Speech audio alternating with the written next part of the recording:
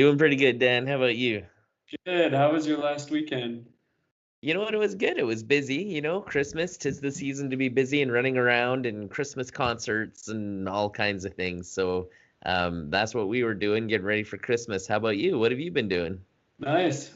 Same kind of thing. A lot of Christmas stuff. Flew out to Utah, froze my butt off, and then came Oh, back. right. Yeah, Yeah, the cousin Christmas party. yeah, it was a lot of fun. And we also got to give some gifts to the kids here in the community. So it was a really positive weekend. Nice. That is good.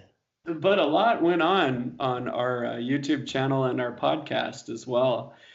So we did a feature last week about Huawei and China, and we got quite a few comments that were kind of, it seemed to me like they were trolls, almost Chinese government trolls. Did you get that feeling? Oh, that was the first thing I saw. It was a lot like the Russian trolls that we were talking about earlier, about 3 or 4 months ago. The same kind of comments. It was funny because the individual's name was in total Chinese characters, which I guess is understandable if they're coming from China. And the comments were, "You're prejudiced. This is all fake and full of misunderstandings." And both you and I commented back, "Hey, we value your opinion, help us understand your viewpoint," and nothing back. So, if they're not going to respond back, it's most likely a troll. I bet you it's a robot, honestly. And, they didn't even bring up any valid points. And I asked them, I said, well, can you bring up a point from the video that you Yeah. would like to talk about that you disagree with?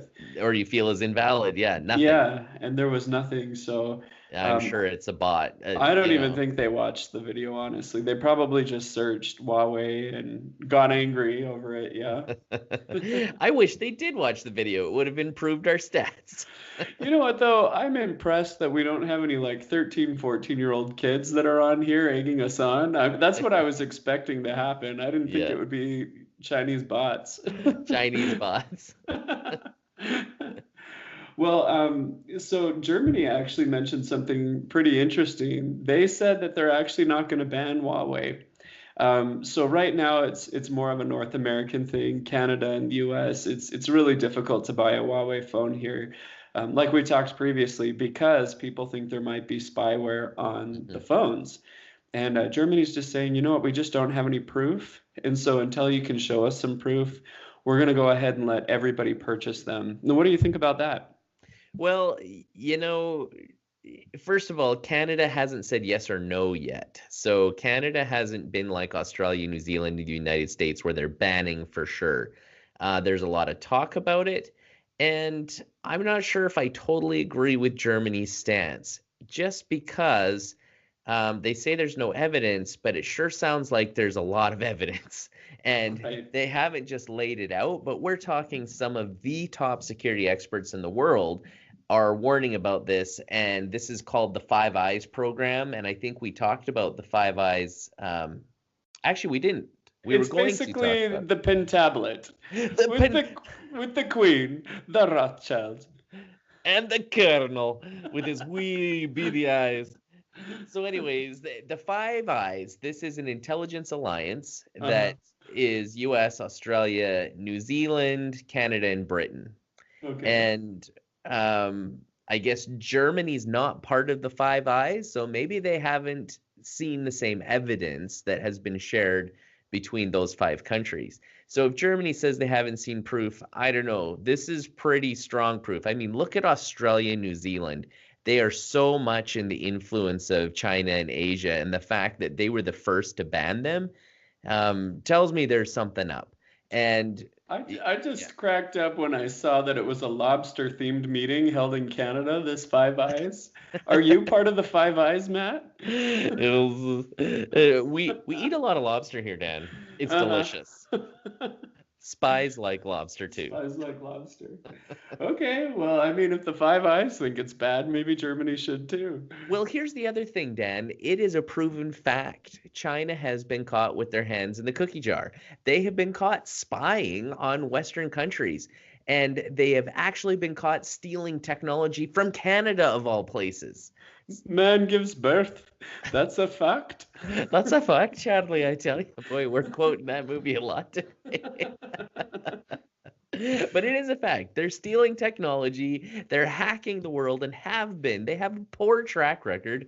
Why would you take a risk like this? You're setting up a 5G network. This is going to be the fastest network in the world. Everything's going to be connected. Cars are going to be connected to this. Heart, like, um, palpitation, what are they called? Like, implants are going to be connected to this. They could stop your heart if you're hooking up to it, right? It's just totally setting you up to be in trouble. In fact, it's kind of like the same concern that governments had when GPS was totally 100% controlled by the United States government. Oh. They could turn it off. Those satellites belong to the United States, and they've shared it with the rest of the world. But of course, everybody else is concerned. So China's getting their own GPS, Russia's getting their own GPS, Europe's getting their own GPS. But up until then, everybody was dependent on them. So even if Huawei wasn't spying or setting things up to be spying, they could shut everything down with the snap of a finger, right? So just that alone, I think, is concern enough to say, okay, Huawei, prove to me that there are fail safes in your hardware. Well, what about the free market argument? Like, we let Cupertino and Korea in on the fun with the smartphone market. Why can't we let China in? And really, these competing smartphone manufacturers just make prices cheaper. It drives up competition, and it's better for the consumer. I agree. I think competition's great. I think OnePlus, Huawei, they've done great things. The only problem is they're not part of a free market. They have a lot of free market aspects in their economy, but they are a communist country, which is ultimately controlled and owned by the government. In fact, Huawei's CEO is a former three-star general in China, right? What? Yeah, huge government Oh. individual. And that's one of the biggest concerns. Not only do they have the capability, but also the people at the top also have the connections and ties to and our Chinese government. So What if those I are told concerns. you Mark Zuckerberg was a three-star general? Just kidding. That kid didn't even go to He is college. the Yeah. reincarnation of the colonel with his wee beady eyes.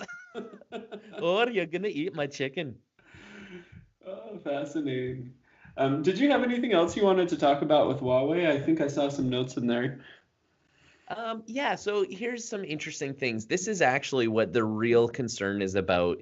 Huawei is also spearheading right now a surveillance program in China for the Chinese government. And that surveillance program is already working with the hardware that they have out. And all phone manufacturers are, by law, um, told they have to comply with this surveillance system. So this is what I think sparked people's concern and the investigation into the hardware issue that Huawei's putting out there. And this is what it's called, the Public Security Bureau of China. And these are the things they can do. They are using facial recognition on all the cameras to recognize who you are. They are digitally monitoring where you are, and they have artificial intelligence basically trying to identify whether you are a dissident or not. Whoa. So I don't know if it's going to catch you jaywalking. I don't know if it's going to catch you breaking minor infractions like speeding, or if it will be down to, I overheard this guy talking about Tiananmen Square protests. And if that's the case, that's just downright scary. And facial recognition, Dan, like it's going to know where you are, what you're doing, what you're talking about. And this is governed by the government of China. This is a policy put in place. And so, of course, a lot of manufacturers are concerned about that and saying, well, should we really be selling iPhones to China? Should we really be selling um, this hardware that will have to comply with the Public Security Bureau of China? So that is concerning, and Huawei is spearheading that. And then couple that on top of the fact that Huawei is building the infrastructure for the world's 5G, and you get people freaking out. And then you have security experts going, oh no, this is easy stuff. They could already be So doing it now. So you say that they're spearheading 5G for the world. Are they doing that for the United States and Germany as well, or just for the Chinese territories? United States said no. So United States, Australia, and New Zealand have said no. Everybody else is basically doing like going through the bidding process. Hmm. Europe is actually quite a bit behind. They've already stated they're not going to be 5G ready until I think 2023. So they're taking the slow, more affordable approach, waiting for the hardware to drop in price. So other than Germany, I and Britain is still on the fence. So they're the only two that have actually spoke up on 5G. I think the rest of Europe is doing a wait and see approach. Well, that makes sense because France is hosting the Olympics in 2024, so I bet you they just want it ready before the Olympics happens, yeah? That's right. Yeah, absolutely. So But speaking before of we move on, 5G, oh yeah, really quick, I mean, if you think about Google though, they're a little bit creepy too. I mean, yeah, have you ever taken a photo with your phone and then it says, "Oh, it looks like your friend Levi's in this photo." Send him an email with the photo? That's I love weird. it. You It like is it? weird. I love it, but I guess you've got to ask yourself what nefarious things are being done with my photos, right? And that's AI, right? Now imagine that, and now it's AI policing, which is what Right. China wants to do. Oh, I see you and Levi were saying bad things about the government. Guess who's knocking on your door right now because they know where you are? Hmm. Right? That is scary. That is worse than 1982. Like we're talking pure um monitoring and tracking of citizens and stepping on their rights and freedoms. And I guess you're in China, you don't have as many rights and freedoms, but you really should. So, us in the Western world that are concerned about these things and feel that free speech and democracy and all these things are right, we should really be worried about giving so much power and control to companies and governments that don't. Okay, valid points. All right, so talking about 5G, we do have some 5G networks that are opening up here in the United States, or there where you are in the United Ah, States. all right. Why don't you tell us a little bit about that? Yeah, so it's going to be in weird places in Texas. Like I think San Antonio's in there, Hmm. and for some reason Los Angeles is not. Yeah, it's Atlanta, Charlotte, Dallas, Houston, Indianapolis, Jacksonville, Louisville, Oklahoma, New Orleans, Raleigh, South Carolina, and San Antonio and Waco. So Hmm. I yeah, so thought it's San Francisco was too. yeah, me too. But this is for AT&T. So this Oh, isn't okay. Verizon. But the Right, right. reason why I wanted to talk about this article was because it touches a little bit on pricing. Mm, Now, the annoying thing to me is every time you go from 2G to 3G to 4G, the carriers up the price.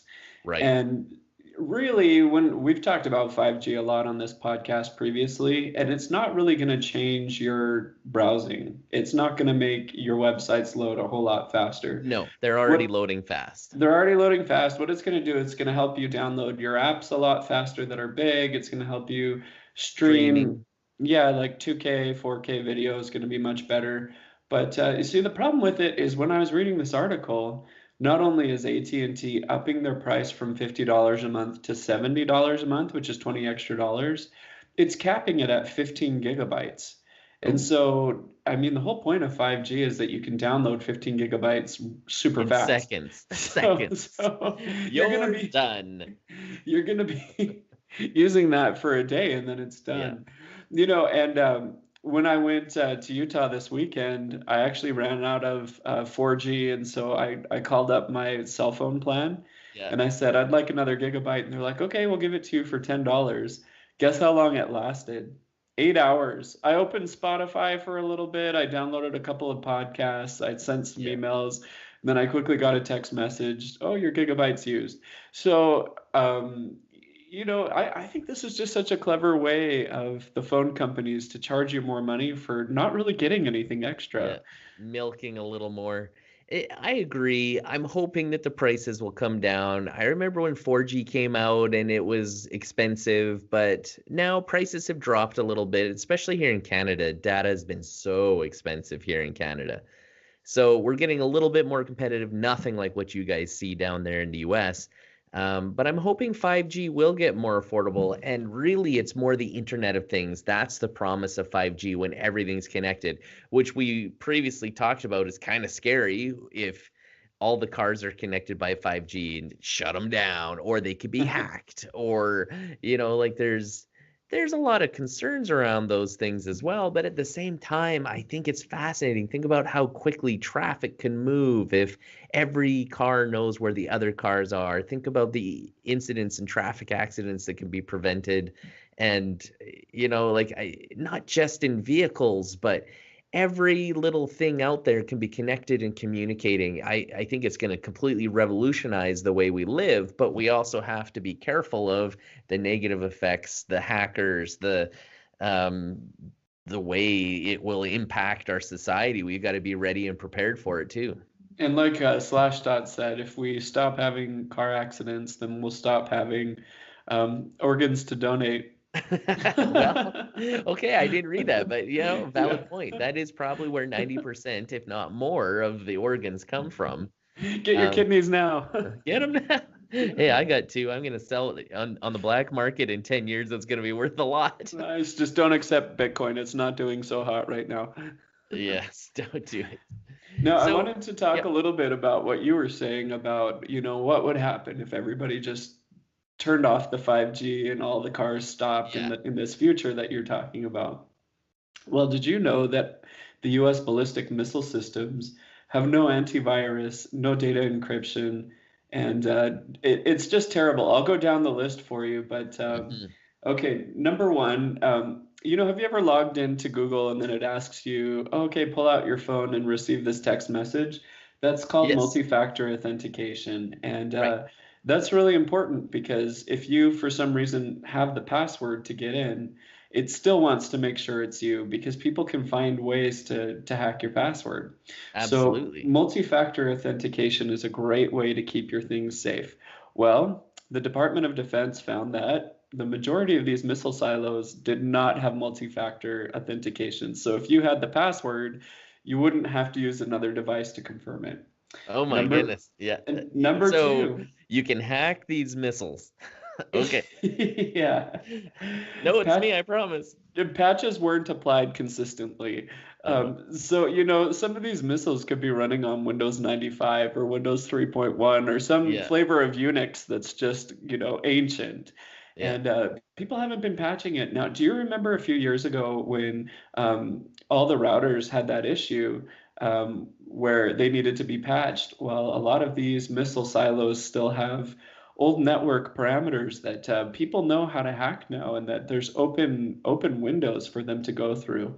And so these networks really should be patched, and that's unfortunate they aren't there. One base didn't even patch systems for a flaw discovered in 1990. That's 18 years ago, more than 28 years ago. Yeah. Man, that's a long time. The server racks weren't locked. So if you somehow could get in there, you could easily access the server. And just like Mission Impossible, you could put your thumb drive in there and do all kinds of crazy things. Security cameras didn't cover the entire base. That means people could have found blackout spots to sneak in and, get access to the missiles. The door sensors showed that doors were closed when they were actually opened. So the security system wasn't even working right for some of the bases. The personnel didn't even challenge visitors on the bases without proper badges. Now, I remember one time I was in Edmonton and I had to drop something off at a really fancy building. And I just walked right in and someone just held the door open for me and didn't even ask for a pass. Hey, welcome. And then as soon as I dropped it off, someone was like, "Hey, I don't recognize you," but that seems and you ran away. And I ran away. But that wouldn't have even happened in the missile silo because they just didn't ask. One base didn't use antivirus software. Data stored on USB thumb drives were not encrypted. And IT didn't give a database about who had access to the system and why. So this brings up several good points. My first point is it better to leave it on legacy technology that isn't really connected to an internet, and you really would physically have to go to the base to launch the missile? And what about that legacy technology having all those holes that you can go Mhm. through back doors with that people could break into the base and change? Do you think it's worth upgrading all of that, or what do you think about that, man? I don't know. I think it's a mixed bag. I think number one, you need your top security experts worrying about any missiles that are currently still in use and aren't decommissioned. That's pretty scary. There is something to be said for older technology, keeping it off the net. I think that's important. But on the other hand, you need to make sure all those holes are plugged. It sounds like they need a real security audit to go through and say, look, here's, well, or maybe they had that and that's what they're reporting on. So I think it's important to plug those holes before somebody that walks in with their Plugs another phone hole and with doot, that. doot, doot, doot, doot. Yeah, It just makes me worry though, because we've been talking about some spies, and we talked about that Russian spy that they yeah. caught. Oh yeah. What if that person is the security auditor and it was fine before, and now that Yeah. it's going to connect to 5G and all these other fancy things, maybe they have access to it now, right? Yeah. So I've it's got actually an interesting story to go with this. oh, let's hear So, it. my air conditioning wasn't working this summer, and in my car. I don't have it Okay, in my I was home. like, you have air conditioning? That would be awesome if I did, but for the 2 weeks of the year, I need it. But anyways, it wasn't working in my car, and it was really hot. It was 30 degrees Celsius, which is, probably not. 78. Yeah. No, it's like 90. But anyways, it's What? hot still. Yeah, yeah, it's still hot. So I was like, man, it's really warm. And I found a really cheap mechanic. And it was all these Russian guys. I could hear them in the background. And so I start talking to this guy in Russian. And I said, so how long you been here? And what's your name? And he's telling me a story. And I said, why did you pick Edmonton? Like, of all the places you could have gone in the world, I mean, Edmonton, I love it. And I think a lot of people here do love it. But why would you say, I live in Russia, I'm going to go choose Edmonton? He goes, oh, that's an easy one. He said, I used to be in the Russian military, and I worked in the silo where the nuclear missile that was pointed at Edmonton was decommissioned. Whoa. So he said he was there when they decommissioned the missile, and he knew there were no more missiles pointed at Edmonton from Russia. So that's why he moved. He did not pick it because of that. Yeah, that's what he said. Really? Yeah. I remember reading about the Cuban Missile Crisis, and our teacher told us that there were missiles pointed at our hometown of Yeah. Edmonton back in the 60s. And so it's comforting to know that the person that was in charge of that, Well, or at least the security guard that might ask you, hey, are you supposed to be here? That guy. I think you're basically safe if you live in Edmonton, Saskatchewan, or Manitoba, right? Well, Edmonton was the gateway for all the oil coming from the oil sands in the north. And so, of course, they had missiles pointed directly at Refinery Row. You shut down oil production, it's a big deal. That's a good point. I'll tell you what else was a big deal for Californians this week. What's Um, that? so about a week ago, they came out saying that they were going to charge us a new text messaging tax, Oh, no. which is crazy because we already pay so much money for cell phones here. We Yeah. have extra taxes left and right, and Mm, it's funny. You'll go to AT&T's website or a website, and you'll say, "Oh, put in your zip code," and as soon as you do, the price just gets jacked up. mm. And then they came out and said, we're going to charge again for text messages. Was it Now, a price per text? I can't answer that. I don't know for sure, but I will tell you that it would have made everybody's cell phone bill go up a little bit. But Yeah, it's still obnoxious. And here's the reason why. I mean, how often do you actually text? As an Android user, you probably text more than I do. I typically use iMessage to message sure. other friends with iPhones. Yeah, People are using WhatsApp right now. They're using Facebook Messenger. We're barely even texting anymore because it's an ancient practice, yeah. And the times that I do text, it's because I have to, and I don't know if somebody has a certain technology. And so the fact that they were going to raise the price made people lose their minds. I had several friends tell me they were going to move. I'm leaving California. I'm over these taxes. It's like any little thing that they can figure to tax, they go ahead and they tax. Well, you know But what's funny? It seems yeah, like it's a tax on teenagers because that's all it's like we are gonna tax those teenagers. yeah, you don't see mom texting a lot. When she does, it would get taxed. But thankfully, yesterday they went ahead and said, just kidding, because of the uproar of it. I mean, it was all over the news, it was all over the radio, people were talking about it. Yeah. So thankfully, no text message taxes. Hooray for California, but who knows? Canada might go, that's great. I remember when text messaging first came out, and it was super expensive. It cost like, I don't know, 50 cents to send a text at first, One especially here text in message? Canada. One Yeah. text message. And I remember when I got my first cell phone, I think it was 2002, and I was like, don't text, that's crazy. And I actually read an article that said it is cheaper to send a message to the Mars rover than it is to send the same message down the street in a text message. Yes.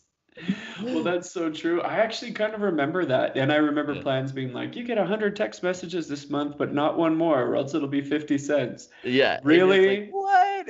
Like, I Yeah. can talk to the Mars rover for like 3 cents, or I can pay 50 cents for this text message. Yeah, it's It's such a crazy. money grab. And the great thing about things like WhatsApp and Facebook Messenger is you can use them on a computer, you can use them on a tablet, you can use them on a phone, and no extra is applied except for the data cost, of course, which is very minimal. Yeah. So now for people that like to jailbreak and get away with things, they have kind of some bad news this week. So the Cydia App Store for jailbroken iPhone, it's actually going to shut down pretty soon. Have you heard of Cydia?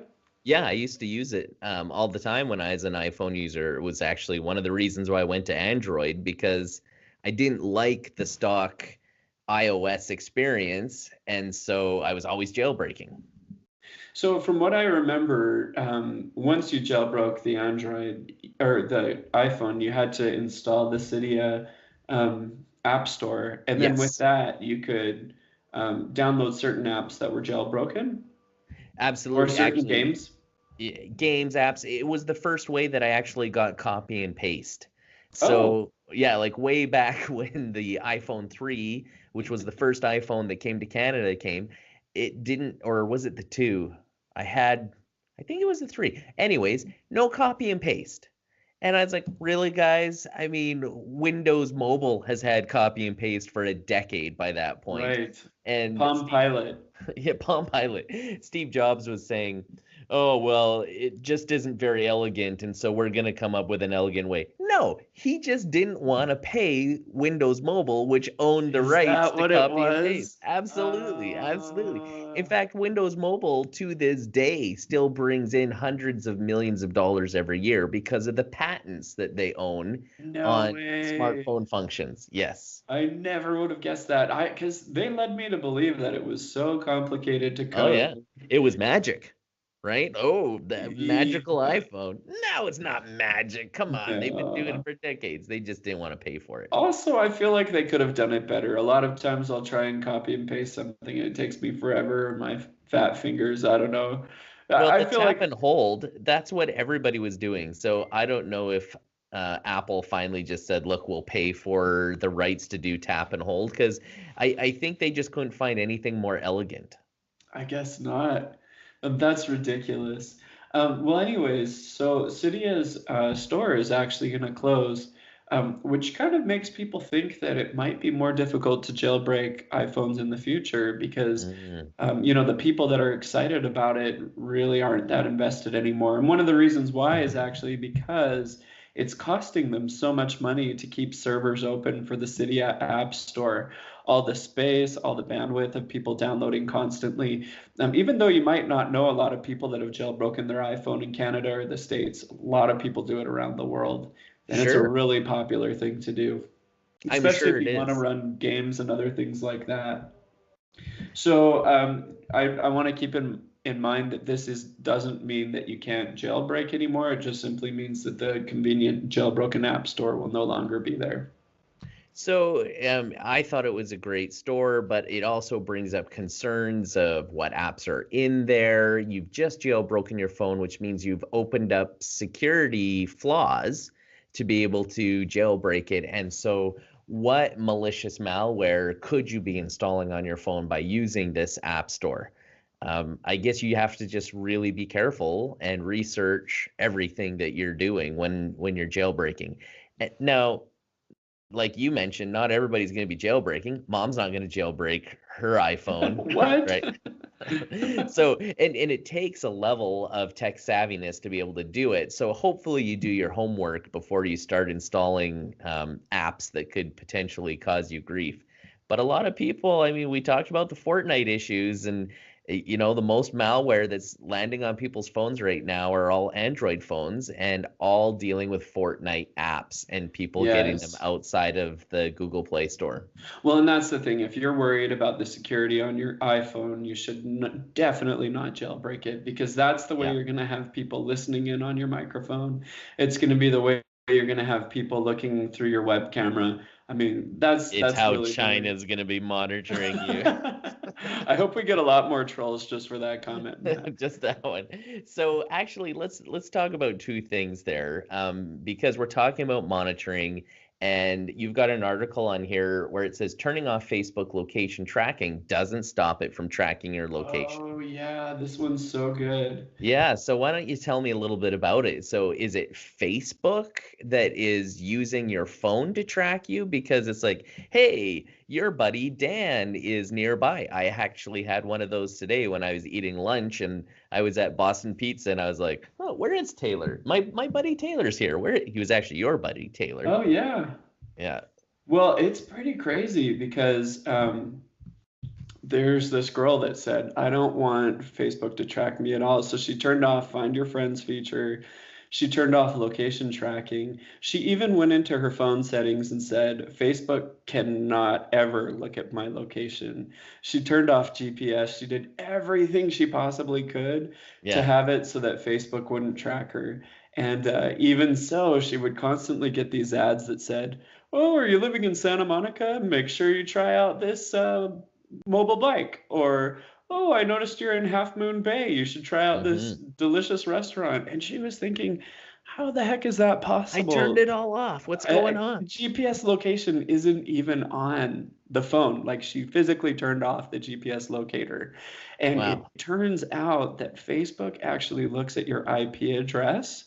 Uh, And uh, then, so if you're traveling, where you live, where you connect on your cell phone tower tells them where you are. And they're going to go ahead and shoot advertisements at you depending on where you're at. So it And doesn't matter whether it's Android or iPhone, no, it's using your IP address and it says, PC or Mac, it knows where you are yeah, based on those numbers, the 192.1, whatever your IP address is, it can track the location of it based on the cell tower that you're using. And so yeah. they reached out to Facebook and they said, this is violating our privacy. You don't have the right. And they simply wrote back and they said, I mean, if you choose to use our website, this is what we're going to do. This is what we do. It's our business model. It's how we Yeah. make money. And if you want to use Facebook, then that's what you get. Well, I somewhat agree and somewhat disagree. I think it's concerning that you can't opt out. You should always be able to opt out. And if opting out means you don't get all the same features that everybody else does because what you're opting out of needs feeds those features, then so be it. But you should still have the option. So I wanted to take this opportunity to wish everyone a happy holidays. And we're still going to release another podcast next week, so look out for that next Tuesday. If you're watching us on YouTube, go ahead and subscribe. And if you're listening to us on the podcast, please go to iTunes or to Stitcher or iHeartRadio or wherever you listen to us, and please give a generous 5-star rating. We'll talk at you next week. Happy holidays.